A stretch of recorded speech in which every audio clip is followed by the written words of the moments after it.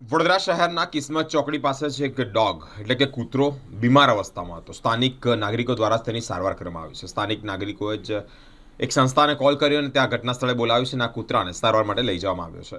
વડોદરા શહેરના પશ્ચિમ વિસ્તારમાં જ કિસ્મત ચોકડી પાસે એક ડોગ એટલે કે કૂતરો બીમાર અવસ્થામાં હતો. સ્થાનિક નાગરિક દ્વારા જ સંજુભાઈને ફોન કરવામાં આવ્યો હતો અને સારવાર મળે તે માટે જણાવવામાં આવ્યું હતું. સંજુભાઈએ જ કોન્ટેક્ટ કરી આ જે ડોગ છે એટલે કે કૂતરો છે તેને સારવાર માટે જ માણસ પણ મોકલી આપ્યો હતો.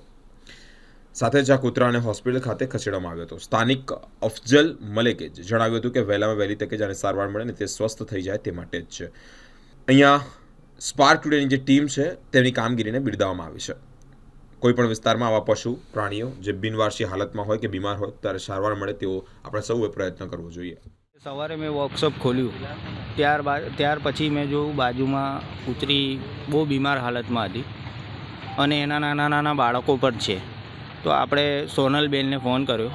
સોનલબેને એક ઓટો મોકલી એમના માણસને અત્યારે લઈ ગયા છે હોસ્પિટલમાં. એને આપણી વહેલી તક એવું છે કે એની વહેલી સારવાર થાય અને સારી થઈ જાય એ આપણી વિનંતી છે એમને, કેમ કે એના નાના નાના બાળકો બર છે કૂતરીના. બસ. અફઝલ મલિક. મને આજે કોલ આવ્યો હતો, પીયુબેન ગાયકવાડનો ફોન આવ્યો હતો. મને તાંડલજા વિસ્તારમાં એક ડોગ છે, ફિમેલ ડોગ છે, એની કન્ડિશન બહુ ખરાબ છે. જ્યારે હું જોવા આવ્યો તો એની કન્ડિશન હકીકતમાં બહુ ખરાબ હતી. એને પાછળના ભાગમાં એને મેગેસ પડી ગયા હતા અને એને થોડું ટેમ્પરેચર બી ડાઉન બતાવે છે. એટલે અને જે બોડીને જ્યારે ટચ કર્યું ત્યારે મને ખબર પડી કે ટેમ્પરેચર ઓલરેડી બહુ ડાઉન છે. એટલે જે એનું ટેમ્પરેચર મેક્સિમમ હોવું જોઈએ 101 હોવું જોઈએ, એના કરતાં બી ડાઉન લાગે છે. મને બોડીને ટચ કરીને ખબર પડી ગઈ હતી કે એનું ટેમ્પરેચર ડાઉન છે. એટલે શું એને વીકેરમાં એક સેન્ટર છે આપણા ભાયલી રોડ પર, એ વીકેમાં એને શિફ્ટ કરીએ છીએ.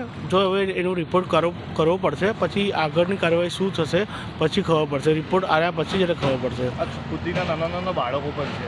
બાળકો છે, એના બાળકોને તો આપણે એનું મેરેજ કરી દઈશું, એ પણ થઈ જશે. તો આપનું નામ? મારું નામ અનુપ બાદ છે.